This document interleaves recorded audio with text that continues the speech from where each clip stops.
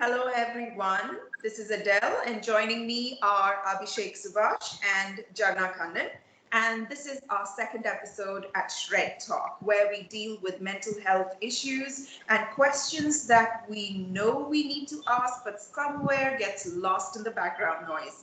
Now, this week we are talking about something that has become so common in the vernacular that it's almost become like a joke. Now, the person who came up with the topic is Abhi. Yay! And I love the fact that he called it the addiction to self sabotage. So I'm just going to pass the screen on to Abhi and ask him, how did you come up with this topic, Abhi? Thank you, Adele. Hi, everybody. Uh, so, Hi, Jarna. Hi, everyone. Hey. So, I'm no stranger to self-sabotage because, I think uh, it, it, it was like an ally to me all my life, greater part of my life till recently. And then recently, I just thought, oh, probably I have um, rid myself. I don't still have that kind of a sabotagey behavior going on in my head or in my mind. But no, I was surprised when I did something as recently as like a couple of weeks ago.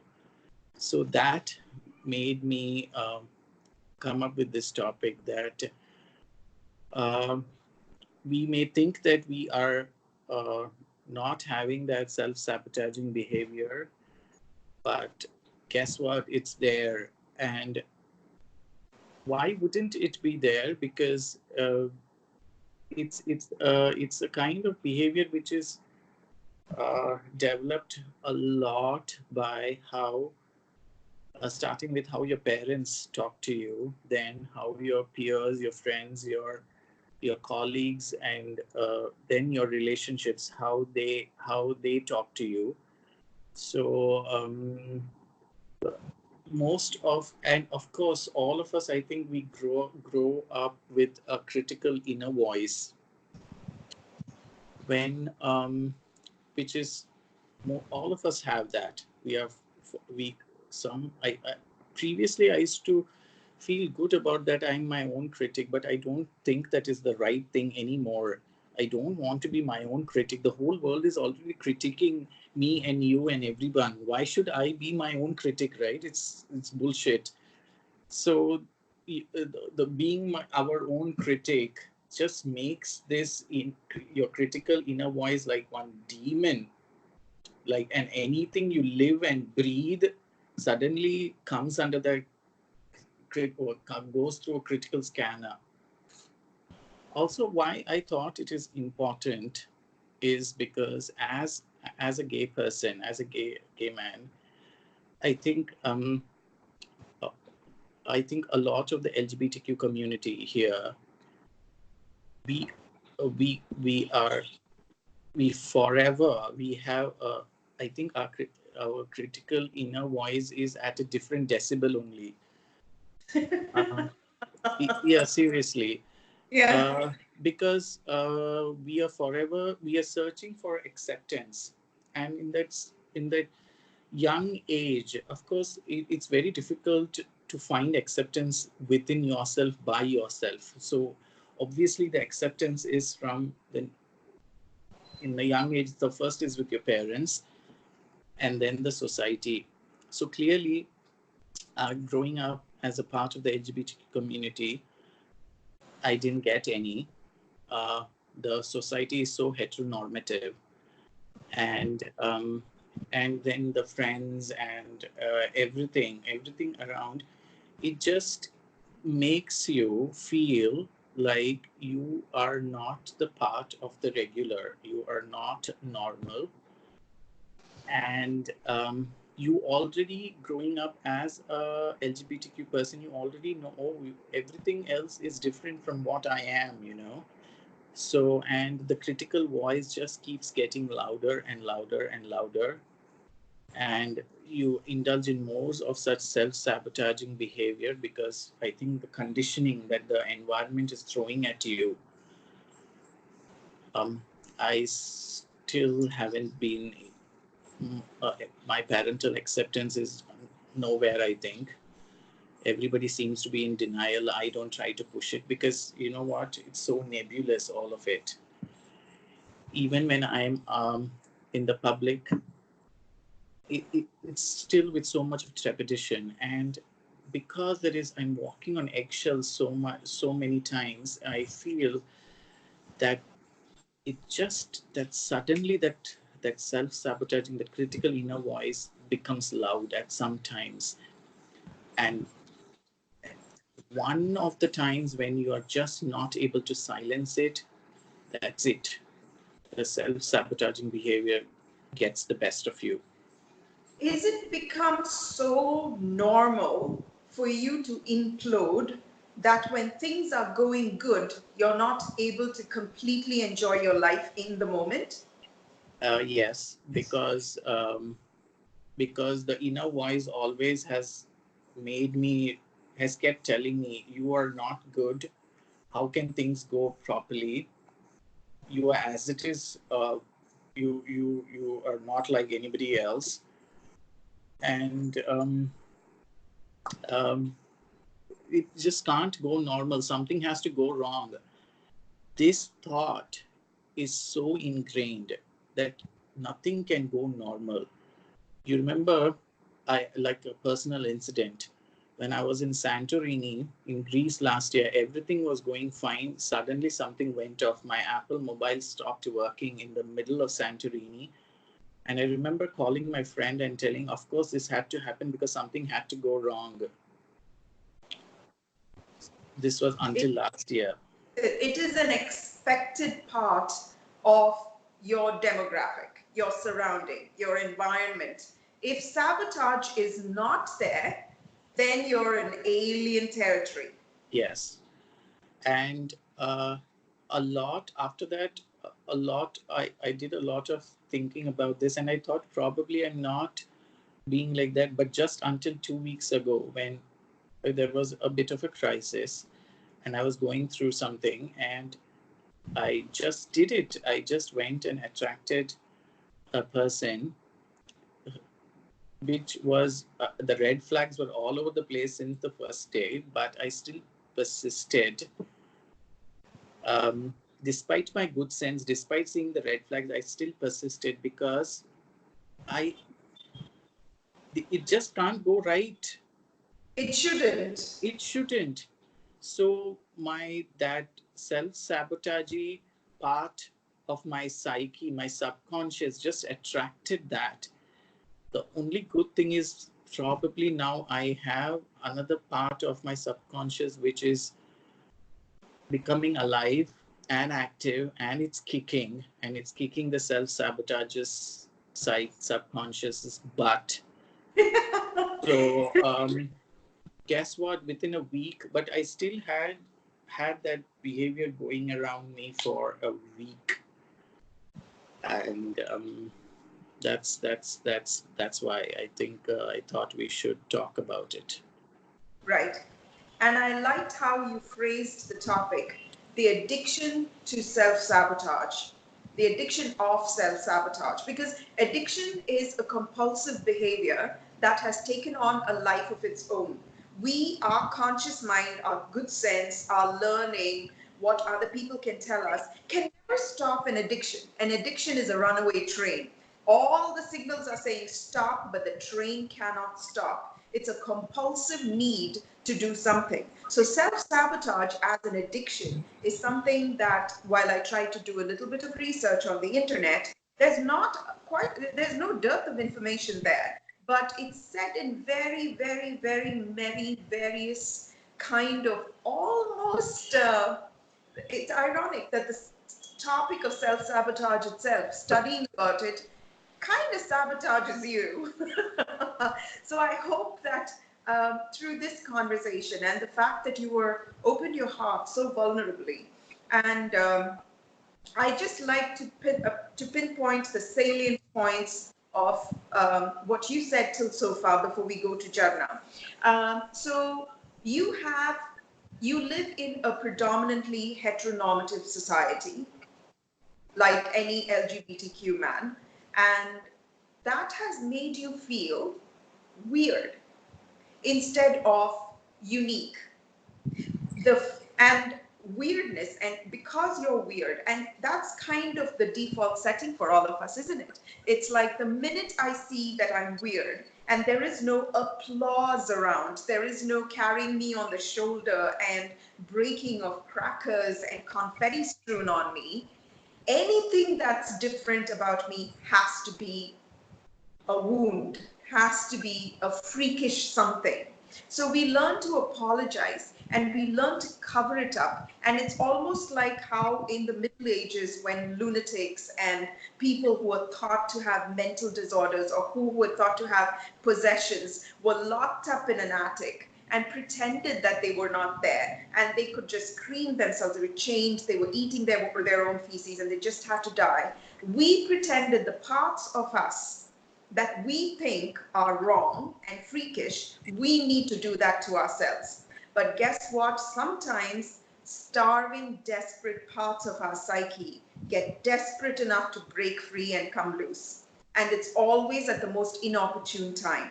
Inopportune, within quotes. You were having a vulnerable time in your professional life because of this very difficult and extremely ill patient that you were dealing with, and your emotions were so high and so alert and you were so vulnerable that, guess what? The prison walls became weak, and that which was hidden had to come out. But I liked how you said the rhetoric that runs in your mind that says you don't deserve any better, you don't deserve good things to happen to you, everything bad only happens to you. That commentary that runs around over every event that happens in your life is somehow quieter now. And that makes all the difference. So that was a wonderful summation, Abhi.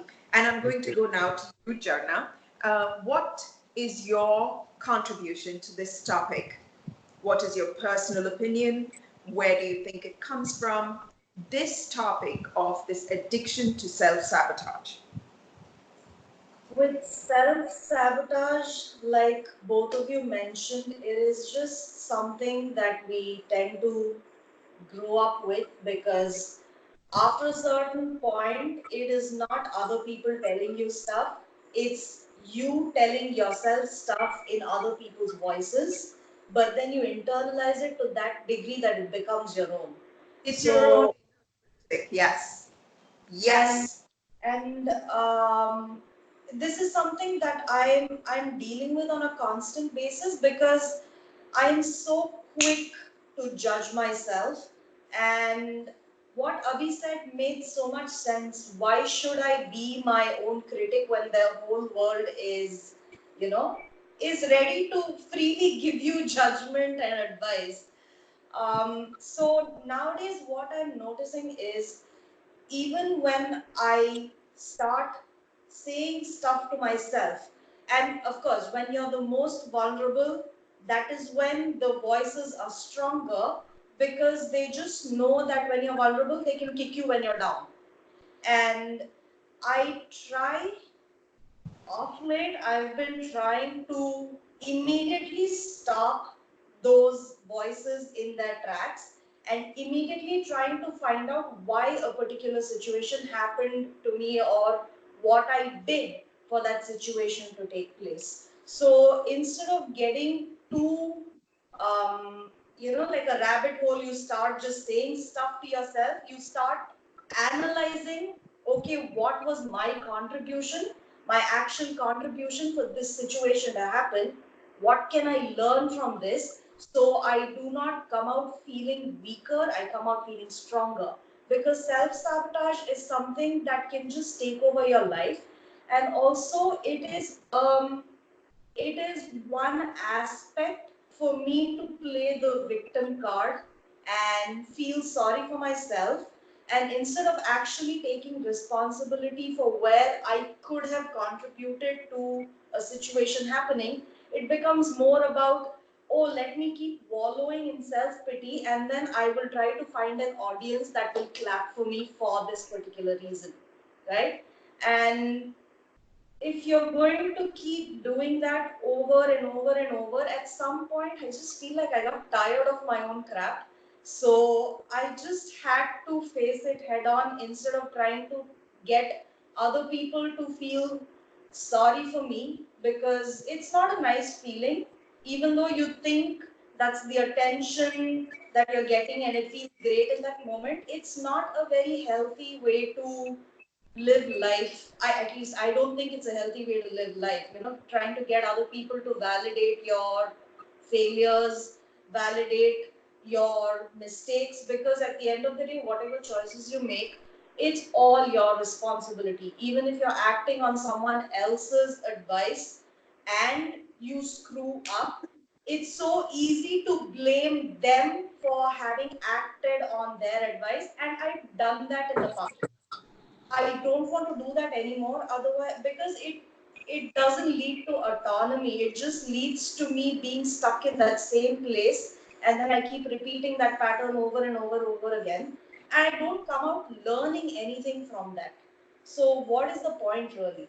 And also, whenever we sabotage ourselves, I always think there's a learning lesson, because there's nowhere to go but up or forward, right?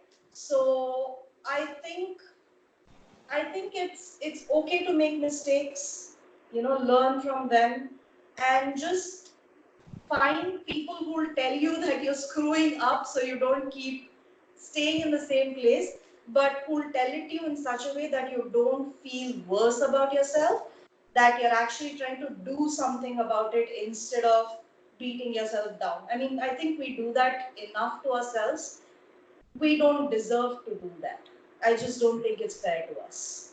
So kind of like the take home point I'm getting from what you said just now is that you kind of have to find a way to live in spite of the inevitable self-sabotage. The self-sabotage is there to stay. We are just going to, it's like saying the corruption in India. I hope Modi is not watching. I love India. Oh my God. Okay. It's like saying traffic in India. It is going to be there. It's always going to be there. What can I do to rise above that circumstance?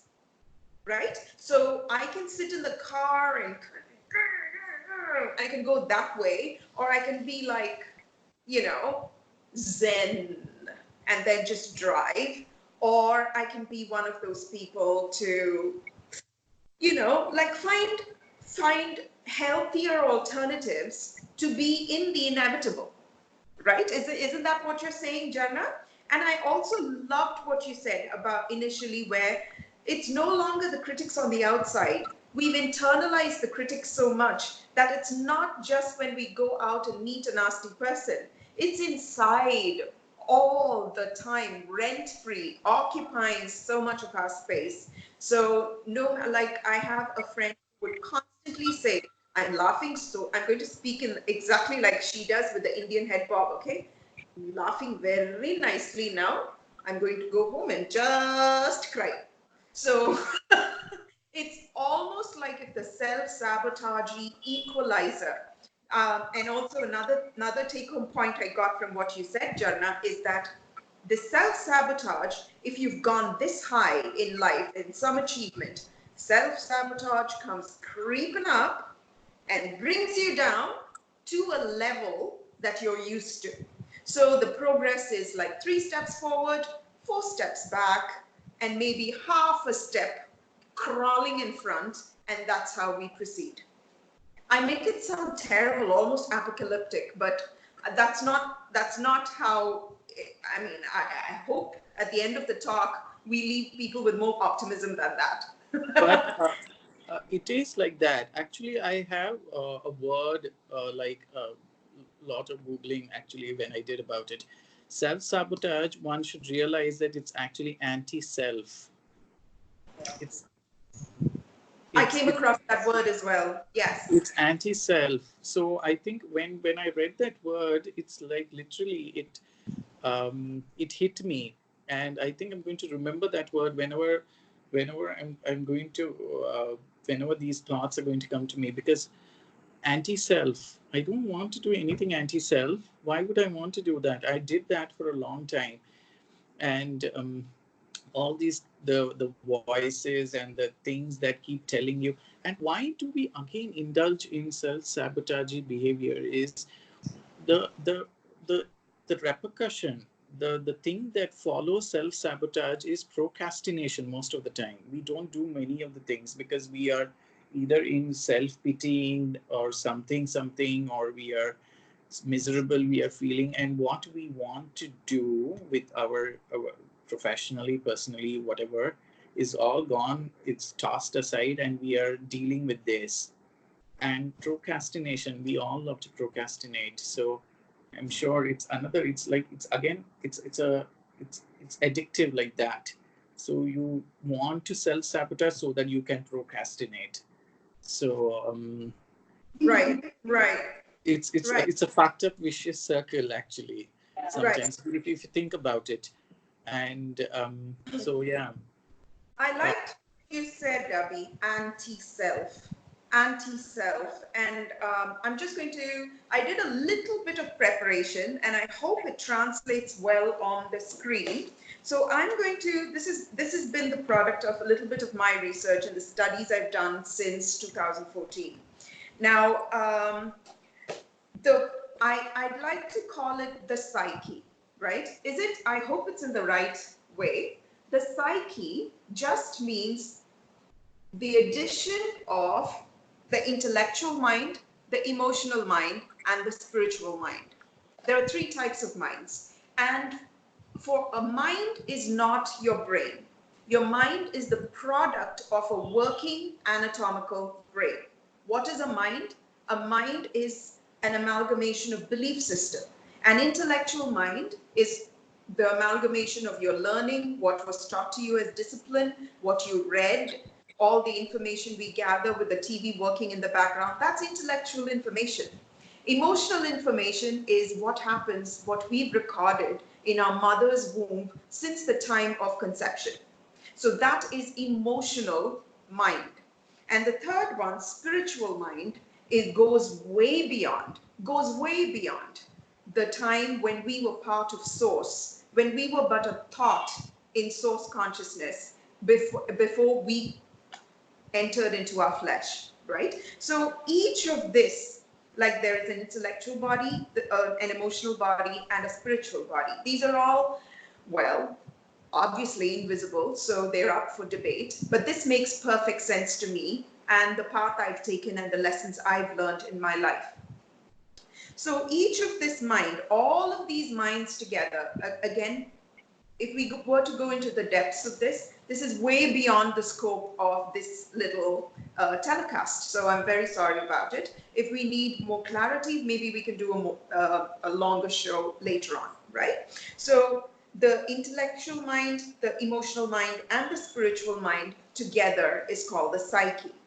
Now, each mind, the anatomy of the mind looks like this. Is this clear enough? Or do I have to bring it, a little closer?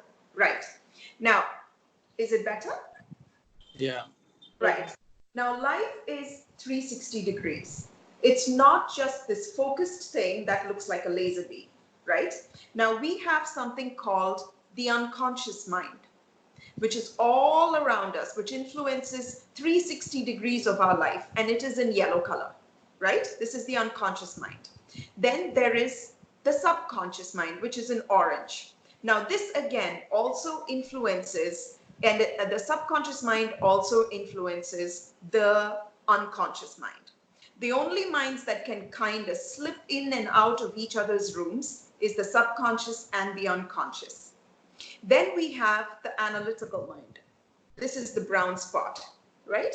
This is the mind that if I were to come to you and say something that is vastly against your bias, vastly against your prejudice, and it is not going to serve you in your life, You look at it, you judge it, and then you discard that information.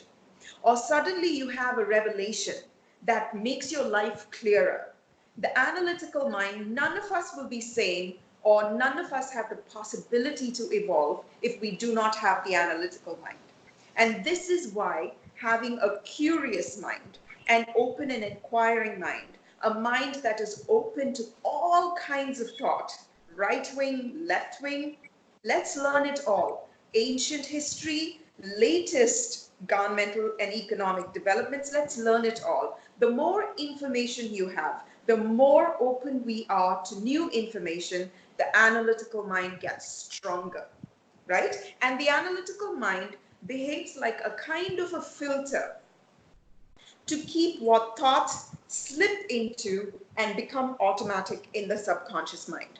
And then, of course, there is this small, tiny little green triangle, which is our conscious mind. We assume our conscious mind with way too much power than it actually has. The conscious mind is nothing but a tiny little antenna, which is tuned. It's like a radio dial in your car. You tune it to a certain frequency, and the person and the powers that are turning it to a particular frequency is everything below this. So we are constantly going to keep running into information that confirms our already set in biases. Let's say, like, I come from a family which is, this is not new information for the both of you, who are militantly anti-Brahminic. My family is like that. Like, you go to any of my relatives, anti-Brahmanism. And here I am, all my life, all my best friends, Brahmins.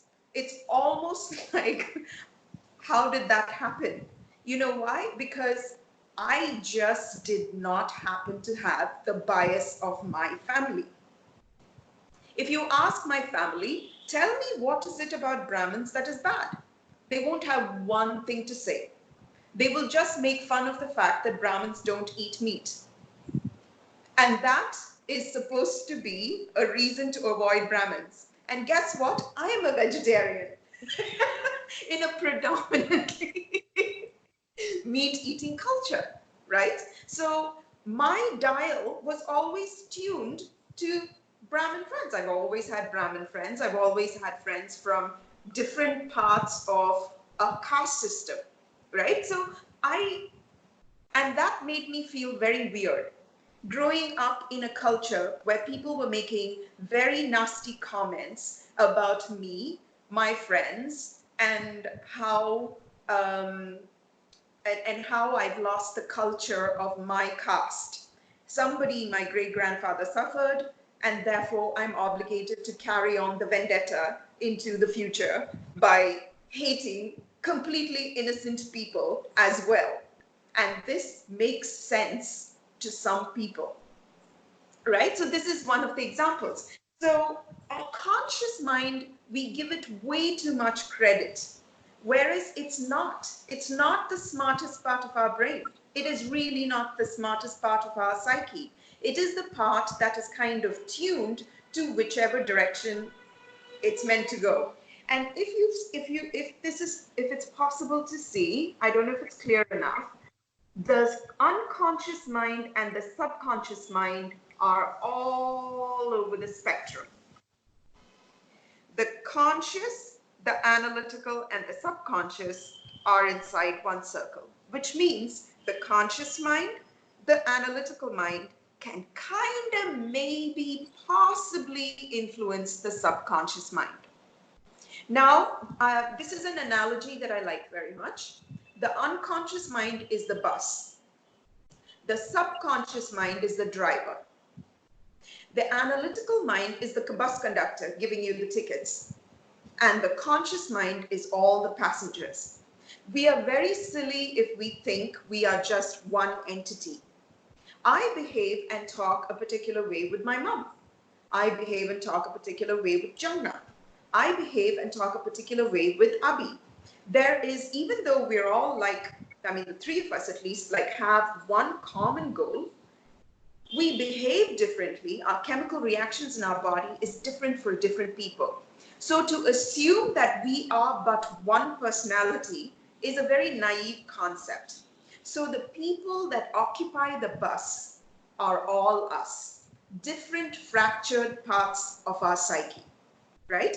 Now, the bus is going to be the bus. The bus is almost an immovable aspect of this journey, right?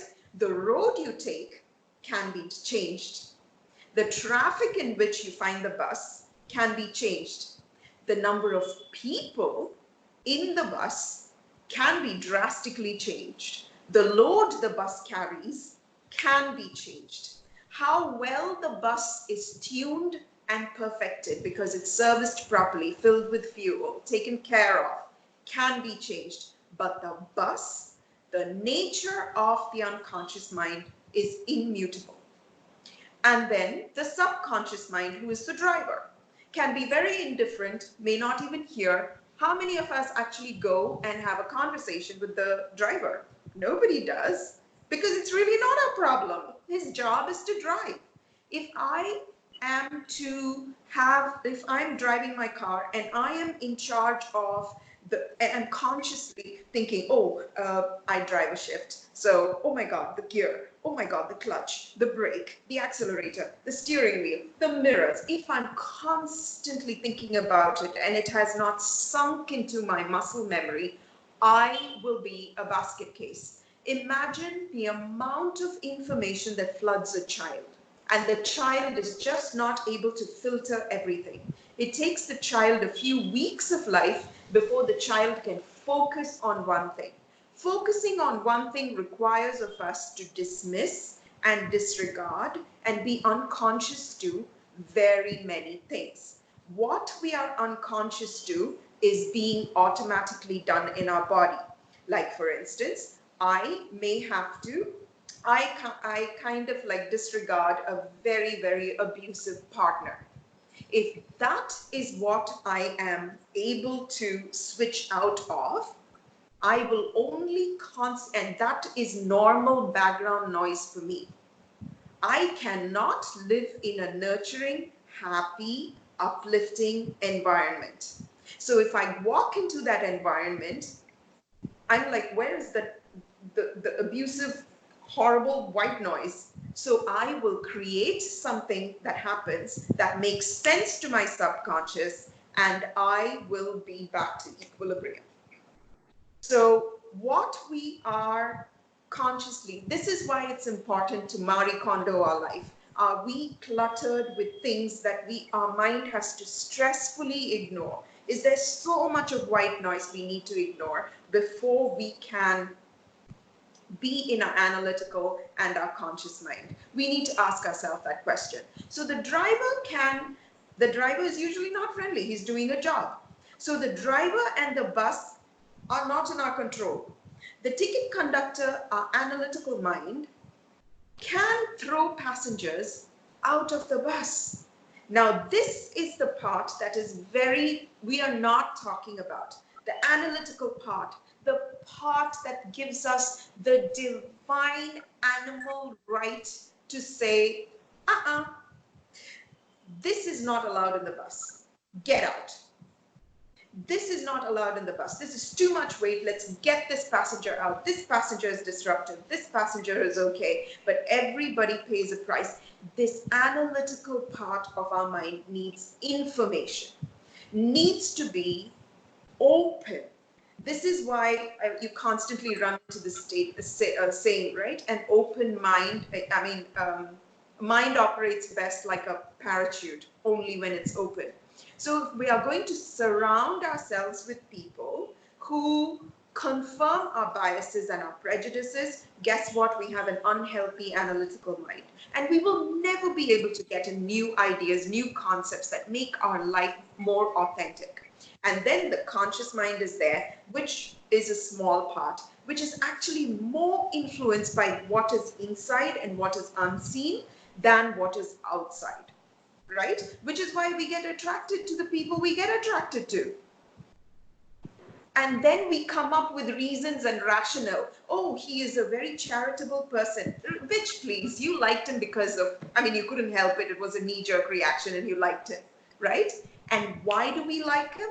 Because the bus and the driver stopped at that particular bus stop. Now, this is the thing we need to understand. We can either live in a body that is autonomously operating independent of us. Like we can be living in a bus that is running and we don't know anything about the bus. The driver is doing his job. I'm analyzing whatever it is. I'm mostly daydreaming in my life, wishing my life was different. And because I'm suffering so much, like God should just send in the perfect person and make my life better, playing the victim. I can do that. And I can constantly, consciously come up with reasons to justify my situation in life. Or now comes free will. We all have the divine right, because we're all gods, we have the divine right to say, free choice, I am different. And I embrace that which is different from me. My mom is oxygen, my dad is hydrogen. I am, guess what? Water. And my sister is, guess what? Hydrogen peroxide. So I can't live in this family and say, why the fuck am I not oxygen? Because you're water, bitch. Or why am I not exactly like hydrogen peroxide? Because duh, you are water. And water need not be accepted by hydrogen and oxygen. There's nothing in common. There shouldn't be anything in common. There shouldn't be, because then there's no evolution. If oxygen produces oxygen, the planet is inhospitable. If hydrogen produces nothing but hydrogen produces hydrogen, nothing is possible. There is a reason for water and there is a reason for hydrogen peroxide. So don't ask yourself questions, why am I not getting along with my sibling? You were not meant to. Why am I not getting along with my parents? Because you're not meant to.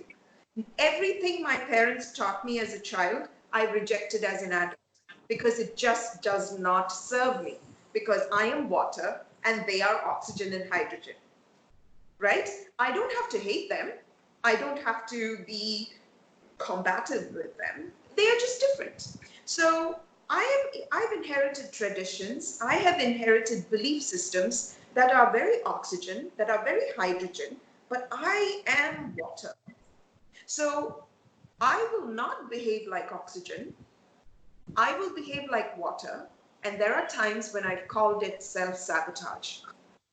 But the truth is, it's not self-sabotage. It is just the nature of water to behave that way. I have looked at my sister, who's hydrogen peroxide, looked at her and say, oh my God, she's got oxygen and hydrogen as well. She's behaving this way. Why am I like this? Because bitch, you're water.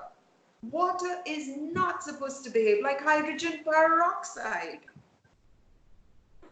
So we are all unique, and yet we are all staying together in some sort of incompatible and pretending to be normal twos.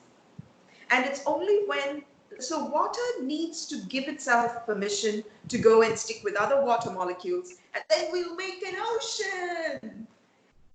And hydrogen peroxide is supposed to do what its hydrogen peroxide is supposed to do. Mutual respect comes from knowing that, hey, you're a Volkswagen bus. I am Ashok Leyland bus. We're all buses, right? And we can be different types of buses. And this is the point. Now, the unconscious mind is a subconscious mind that has had this voice that all of us have talked about, this internalized voice. We have that subconscious mind doesn't shut up 24/7, right? It's even more talkative than I am, if you can believe that. So the subconscious mind is talking and talking and talking, and the unconscious mind is, I don't even got to be subconscious no more. I am beyond subconscious. I know exactly the 100th move you're going to make from this one step because you've done it in your sleep. So I'm going to be unconscious, right? So there is going to be so many parts of us that is literally not in our control. So and all the passengers in the bus can be sitting there if we don't know ourselves, if we don't know that we are multitudes, that we are not a single consciousness, but an amalgamation of a number of consciousnesses. If we do not realize that, and it's a democracy in the bus, we are all going to go where the driver takes us, where the bus goes, wherever we bought the ticket, and then we're just going to live a predetermined life that will take us to the grave. But if we decide to be gods, we take control. We learn all we can about the bus. We become friends with the driver. We talk and we have a relationship with the conductor. We decide which passenger is good for the bus, which passenger is not. Disembark. There'll be lots and lots of baggages. We'll take it all off, or we'll add things that are needed. We'll fill up the bus with fuel. We'll give it the service it needs, and we will run as a singular unit. We'll be so many different thoughts, we'll be so many different experiences, but we are all working towards one goal, which is our own free will. I'm not going to do what oxygen did. I'm not going to do what hydrogen did. I'm going to pave my own path. I'm not even going to do what hydrogen peroxide did. She came out of the same womb. I'm not going to do what she's done. The starting off, and of course, in the beginning, it's going to look like self-sabotage because the bus knew one particular way to run. The driver knew one particular way to live. The conductor was in charge. And whoever was in the bus, my parents were on the bus. My school teacher, who particularly hurt me, was in the bus. My first love is sitting in the bus. My latest ex is sitting in the bus. A friend who hurt me is sitting in the bus. A friend who told me I'm beautiful is sitting in the bus. My latest crush and the guy I'm interested in is sitting in the bus. And we're all traveling together. Where is it going? So how we get to know, see, we are not going anywhere, right? We can either hurtle towards a destiny we don't have any control over, or we can gather information. We are our own biggest resource. So let's go on a hunting trip. Okay, that sounds very aggressive. Let's go on a treasure hunt. That's so much better. Let's learn about our unconscious mind. Let's learn about our subconscious mind. Let's learn about our analytical mind and our conscious mind. And learn, let's make a commitment to be our own best friend. And there are two ways in which we can do it. Okay, I again wrote this. I hope it's not flipped over. Love means lack of judgment. If you flip sabotage over, it is a miracle, right? I don't even know why I imploded this relationship. It just so happened. But that was the same relationship when it happened. We thought, oh my God, this is a miracle, right? So a miracle can be when it gives us joy and positive feelings, we call it a miracle. When it kind of equalizes us to what is normal, we call it sabotage. They're just the same. It's our majority part of our psyche bringing us to where we need to be. That can be a miracle or that can be a sabotage, right? So let's learn to love ourselves, which is every time we have a critical thought, and we've talked about this constant critical voice, monologue going in, let's question it. Let's become friends with it. Let's have a dialogue with it. The work by Byron Katie, I cannot recommend it highly enough, is a great form of inquiry that asks us to question every thought and every belief that comes into our mind.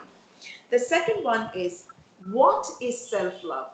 Self-love is nothing but consistency and discipline.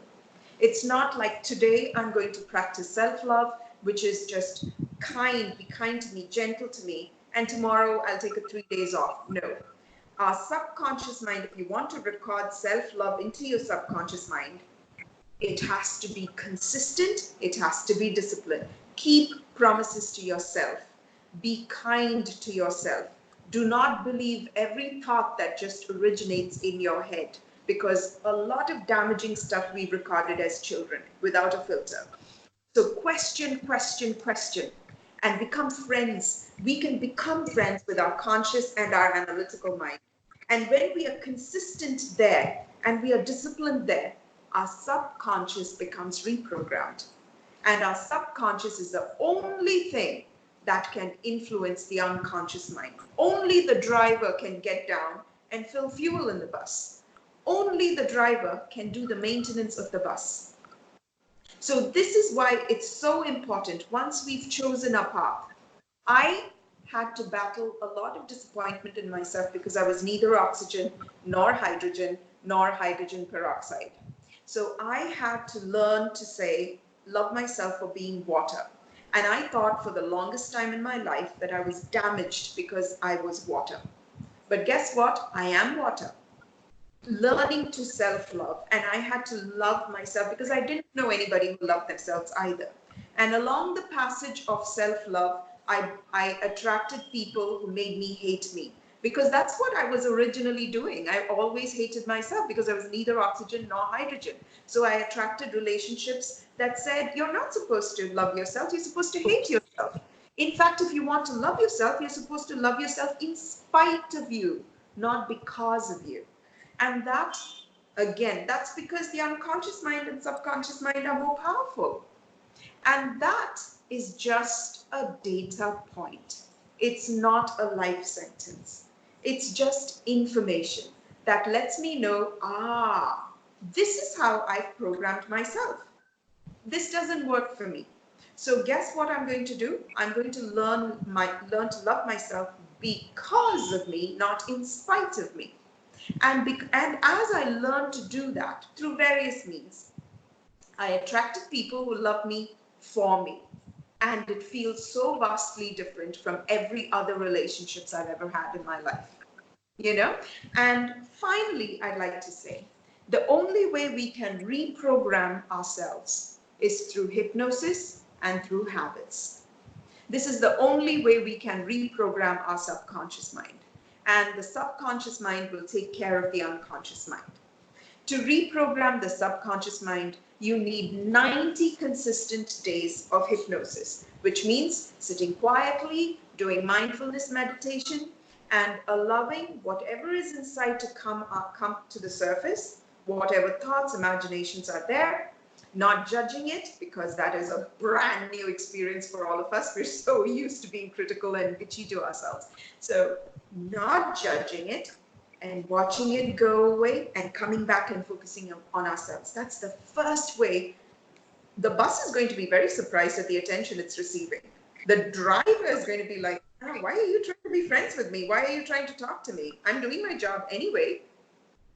Why are you friends with me? The ticket collector is going to be. So it's a lot of noise. So let's learn to be, number one, able to sit with ourselves. And second, slowly, self-love is a process. We are not going to like a lot of things that we have tried to deny in ourselves, right? That's why we denied it. So now, acceptance. And then comes tolerance. And then comes a kind of democracy. You can be there, I'll also be here. And then comes self-love.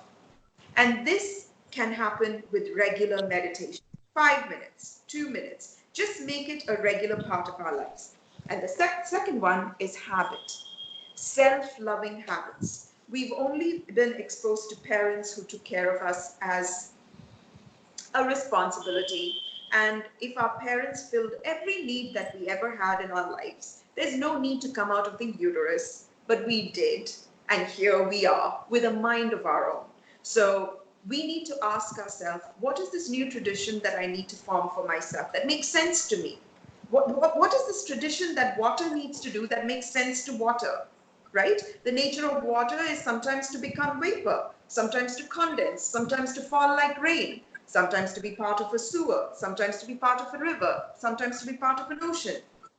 Be mutable to changes that happen because, and absorb those habits create our own tradition, and be militant about keeping promises to ourselves. And when we do this for a long time, Dr. Bruce Lipton says if we do it for 90 days, our subconscious will be reprogrammed. And once you reprogram your subconscious, guess what? The bus is taken care of. And the bus that was hurtling towards a cliff is going to take you to your destination. And the destination is going to be our home, not the homes that our parents have decided for us. So every time we do something different, we have to ask ourselves question, is this self-sabotage or is it my nature to do this? Is this sabotage keeping me in one place, which is all I've known, or is it going to take me to a different place? Is it really sabotage? It is nothing but data points. It's nothing but data points. Let's gather data. We're all three of us are highly educated. Let's take it as information. Let's talk about it. And nothing in us, if you observe nature, nothing is about destruction. And I don't care what anybody says. Everything, like if you cut your body heals on its own. It may not heal the way you like it, but it heals. Healing, integration, being one with everything. This is the nature of nature. So when we are talking about fractures in our psyche, we're not living according to our purpose. So let's align, let's become friends with our unconscious mind, our subconscious mind, our analytical mind, our conscious mind. And and that is free will. I'm not going to carry on the traditions of my family. I'm not obligated to, because I'm a totally different creature. Who am I? Let me study me. Discard the things that don't belong to me, that are not authentic to me. And then let me be me. And let me go where I need to go. Right? And I will not be alone. I will have the best people there who are like me, who won't make me feel like a freak.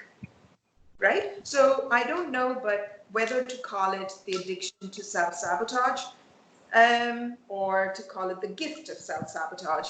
But anyway, so that was my analysis. I think I took too much of your time, sorry. But since I prepared the speech, I just went off on a roll. Yeah. Okay, but the thing is, I think we need to develop our uniqueness, is what I feel. The Yes. weirdness that you initially spoke about, that developing the uniqueness, and I still wouldn't call a gift of self-sabotage. I think it's um, a yes, recognizing the critical voices in your head is necessary. Is I think once you develop this tendency that you need, that you're stuck at a particular point, or you're attracting wrong people, I think once you have a realization that something is going wrong with your life, that's, I think, the first point to start analyzing what is happening. And then probably you may, or the person may understand that they have a self-sabotage behavior, or they have some other type of behavior. But yeah, I think learning to have an insight into what's happening in their lives, and just not running a rat race or running blindly, having just an insight on what's going on, what has happened till so far in your life, as taking stock of your situation, and doing something about it. And from that, if you're able to gather that there has been a critical inner voice, or you have been acting because of certain conditioning, then yeah, I think starts from there. Yeah, patterns are very good data points. So let's watch our patterns, or listen to people who are watching our patterns, who don't have a stake in our lives. And let's learn from patterns, because if it quacks like a duck, walks like a duck, swims like a duck, what chances are it's a duck? So let's watch our patterns. And the commonest patterns, I think, for people to know is, generally everybody has a pattern of choosing their romantic partners. Ah, It's always the same person that you're repeating. yes. And if your relationships are not working out, or the person is turning out to be, the second person is turning out to be more terrible than the first, the third is more terrible than the second, that's a pattern. The common denominator is you. It's Yes, not. that's a pattern, and you need to know why you are finding all these people. I could understand that after the third person came into my life. Yeah. It's always the same terrible person. We'll think, oh, I've chosen somebody from a different nationality or from a different, school or a different profession. It's going to be the same person. Jarna, what do you think? I also think, like Abhi was saying, right? It took me three people to realize it was the same person I was dating. Oh my God. Yeah. I I think life will just get louder and louder and louder and louder until you just sit down and say, okay, tell me, I will listen, I cannot run anymore. So I think it's absolutely important that first find friends who, like you said, do not have a stake in your life, who will tell you, because sometimes when you're in the midst of it, you can't see it. Yeah. And people around you will be in a better place because they have a better vantage point of your life, right? And who'll tell you that this is happening, so that way you can find, you find one thread and then you pull at it, and then the entire thing just comes undone. Initially, it will feel overwhelming, and that's okay, but it'll slowly start settling down, and then you can start to look at it one by one. And even if you're working on one area of your life, you're trying to get to understand one part of your life, you will see that it is always connected to something else. So even if you're trying to heal one aspect, it's a good thing, and it's also a very encouraging thing to know that that's not the only aspect of you that is going to feel integrated. There will be other things that will be part of this that will get integrated. So it's extremely important to, keep an open mind, and because we're so used to looking for signs where we will go wrong, it is also important to keep your eyes open for signs that actually show that things are in your favor. And that takes a little bit of practice. That does not come naturally, but once you start seeing that there are certain good things that are happening, maybe we'll have the courage to spend a little more time and attention in places where good things happen, and then you slowly start unlearning your learned behaviors, and then you see, okay, this feels good for me, it seems like I'm going towards the direction. And sometimes, I guess, sometimes like self-sabotage may not exactly feel like the best thing, but like you said, oxygen and hydrogen, it will behave the way it is meant to behave.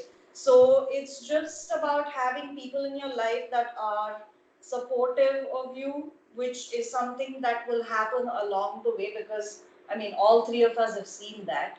And I think, yeah, self love is, I mean, it's like right there on top, which again takes practice. Literally the only cure for self-sabotage.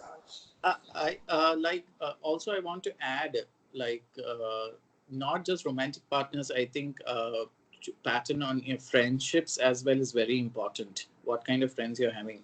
Yeah. It's just not romantic partners.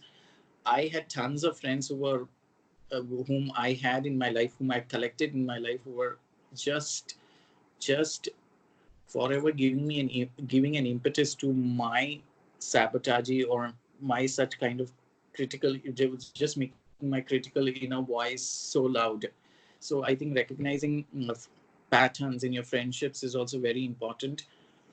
And I think everybody let's should take time out to just pat ourselves on our backs whenever small little things we are doing on an everyday basis. So I just finished my to-do list.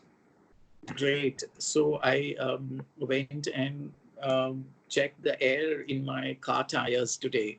So, oh my God. So I'm sorted for the next week. Small little things. Why? Let's appreciate us for doing all this. It will put us on the path to self-love. very difficult. It's not going to come like this. It's not an epiphanous moment that self-love is going to come. So I think that's something which we all can just appreciating ourselves for little things that we're doing, which we don't really do. Right. Even when we achieve something great, we don't do. So forget about little things. So let's start with little things. And if we are going to end, I have a quote. So if we are going to end, just let me know, so then I'll tell a quote. Okay, I think we are going to end. It's about an hour. And thank you, viewers, who are watching. And it would be wonderful if you could let us know what you think about self-sabotage. If you think it's a prison that is unbreakable, that you can never escape from, that you are destined to keep self-sabotaging till you cut yourself into such a small person that you're going to live inside a predetermined destiny. Or do you think self-sabotage is a challenge that lets you want to power through? Or do you think self-sabotage is a data point, is another bit of information about yourself, that why did I implode this relationship? Why did I deliberately screw up this interview? Why did I suddenly do this that brought my mood from there to here? So question yourself, get to know yourself. The biggest, the most amazing love story is actually us. Me being in love with me is the greatest love story in the world. You being in love with you is the greatest love story in the world. And do not love yourself in spite of you. Love yourself because of you. Go in search of reasons to love you. Reasons to love you till reasons become unimportant and you just love yourself because you do. So, Abhi, we'll end with your quote. So this is a quote by Elizabeth Gilbert. She says, you need to learn how to select your thoughts just the same way you select your clothes every day. Oh, yes, I read this one. Yes. Yeah. Yes. So that's for everybody to think about. That's wonderful. Thank you so much, you guys, for this particular Thank telecast. you, Adele, for organizing this, and it's been so. It's really opens everybody's mind. I think whoever will listen to it. Yeah. Yes, and I'm very glad we made this particular topic. And for people, anybody who's searching, be encouraged. Loving yourself is challenging because the odds are stacked against it. But once you love yourself, what can you not do? What is going to stand against you? You can just be anybody you want to be. Because guess what? You are the God within and the God around you. So thank you so much for joining us in this telecast. And we'll meet you in another 2 weeks. Thank you, Avi, and thank you, Jana. Love you guys. Bye. Bye. Bye.